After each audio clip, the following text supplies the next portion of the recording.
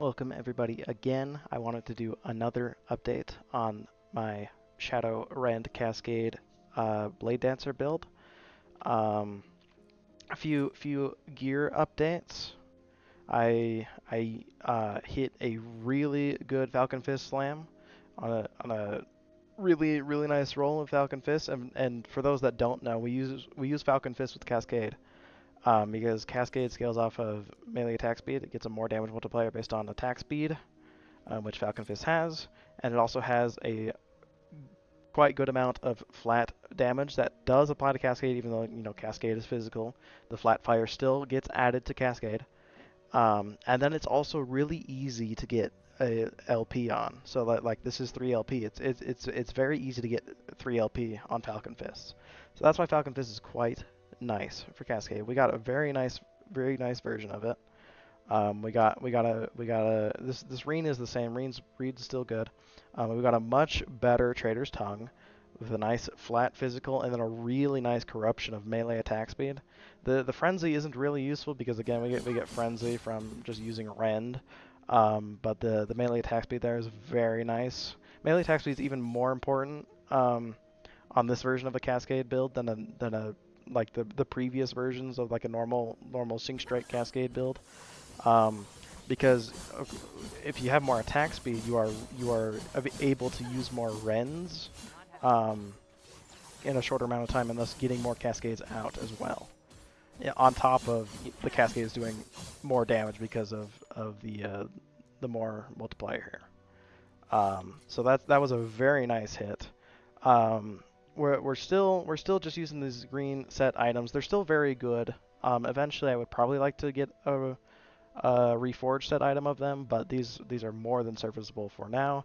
We did swap out Shattered Chains for Brewmaster's Buckle because I did need to fix up my endurance. It's still not capped because I did get a low roll on the endurance on Falcon Fist, but we did need to shore up our endurance, and Brewmaster's Buckle is a great way to do that on top of I just love all the potions it gives you, and when you drink a potion, you get some endurance threshold, and I love that because it means you can drink potions before you get hit for more defense on the hit, so you don't get one shot. I really enjoy Brewmaster's Buckle for that reason, and on top of the Shattered Chains nerf, I think it's a viable option for us here. We got a health slam on our Blossom. We got health slam here. Just a lot more health. It's very nice. In terms of idols, we were using this, and then on stream I did swap over to the pyramidal, and that was good. That's good. But off stream I swapped over to the carcinized altar because it gives you just a ton of flat armor. It gives you like just 450 flat armor. Um, and because we hit the cooldown reduction here and the cooldown reduction here, I didn't feel the need to have the mana efficiency with Sync Strike idols because we're doing just fine on mana. Um, now that shift is a much lower cooldown, um, and it's even we're doing even better when we're actually in combat because we have so much dodge here. And we're running this node here on Falconer to get mana back every time we dodge. So it's even better while we're in combat. So we don't really need mana efficiency with Sync Strike or idols anymore. So we don't need the big 1x4 idols. So I went with this Carcinized idol or altar for the flat armor. The idols right now could be better, but they're not bad. They're certainly not bad. I have this mana per equipped corrupted idol, which is a very nice affix. We have quite a bit of max mana that we normally wouldn't have, which has been quite nice for the quality of life. Here, I took 1 point out of Careful Assault because when we were spamming around like this, if you watch the number of shadows, this number here, it's frequently above 4, but it's also frequently at 3. As you can see sometimes, which means we were losing the Careful Assault multiplier. So I took 1 point out of there, which lowers the multiplier a little bit, but we get it more frequently, and I put it into here, which is just more damage as well. So I think this is better, but I don't actually know for sure. Shift is about the same, I think. Umbrals are the same, of course.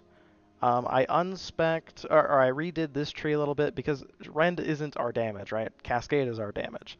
So we didn't really need points here. We don't really need points here. But we're also like, so I put points into area, and then I have 2 points unspecced here because we can go with the ranged version of the build on boss fights that you would prefer to have a bit more range on, such as like Uber Aberroth. I did do a few like just throw a couple attempts at the wall just to see where I'm at, and we got pretty close already. And I did not expect that, but I did use the ranged version here, and it was very nice for that fight because you want more control over your movement. I don't like the ranged version, like just in mapping. I prefer to be moving around. I would assume also that we get the evasion while we're doing this, but I don't actually know because there's not really a great way to test that.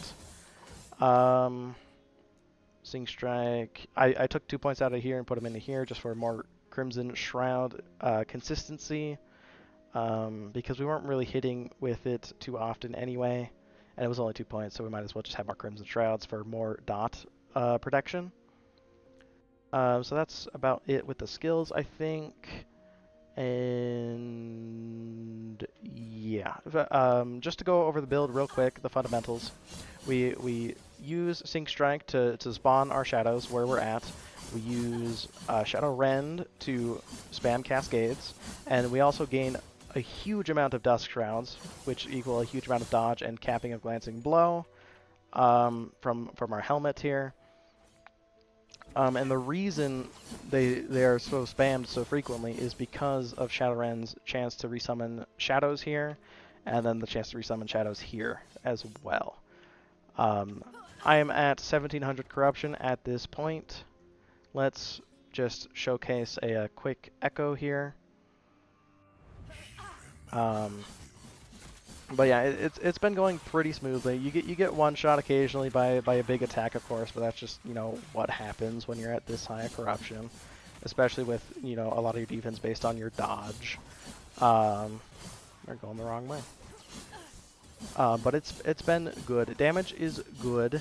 I would say damage is great even, and there's still room for damage to get better as well, with a better Eye of Reen Slam and a and Tongue could be better too. Tongue is still like 1 LP. It just has a good corruption, so it's similar to a 2 LP, I guess you could say.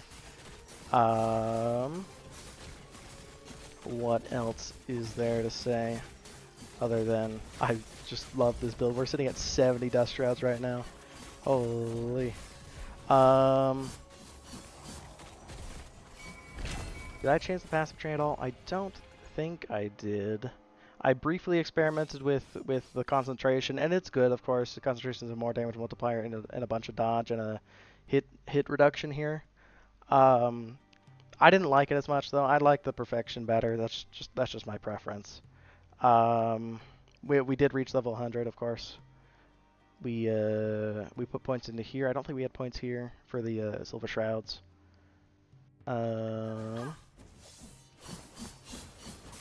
But yeah, it's a really nice build. It's really good. I really like the mobility of it. Like Rogue as a whole is always pretty mobile. Cascade has always been a pretty mobile build, but adding in like the Rends that give you the little bursts of movement, I really enjoy. There's a couple moments where it's not great, where you would rather have more control, but then you can just spec into these 2 points to give you that more control. So that was that. Let's do the boss real quick.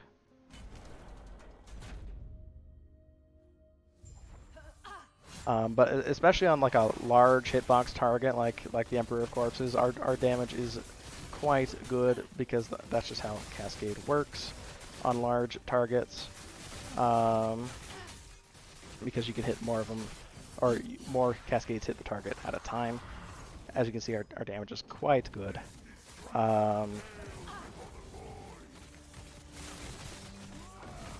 Yeah, it's It's very good. And again, we're just capping Glancing Blow, way over capping Glancing Blow, and almost like 80% dodge, 70% dodge. It's very strong defensively. And as long as you're using Shift, we don't run out of mana, especially for getting the dodges off of the enemies. Yeah.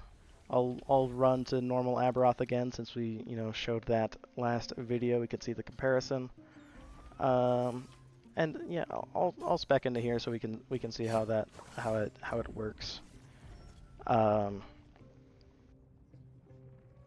Yeah, like it gives you a range, which is nice. Like it allows you to leech when you're not nearby the target. It allows you to control your movement a bit more, which is certainly useful.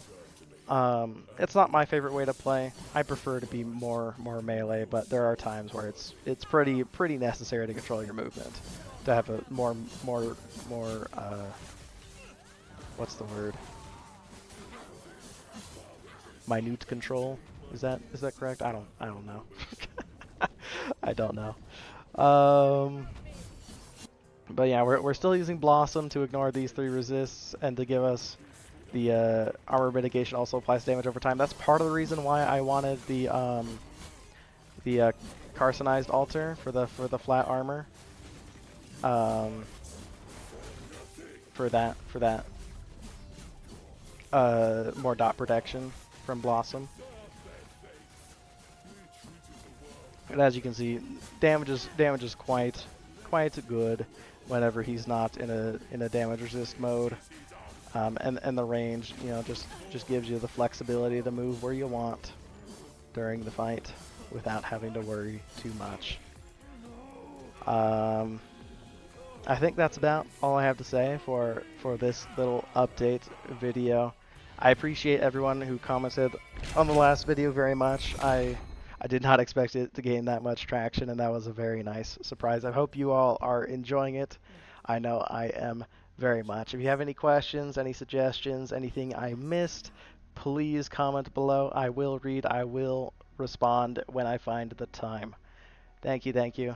I hope you're enjoying Season 4. I know I am a whole lot. Have a good one. Bye-bye.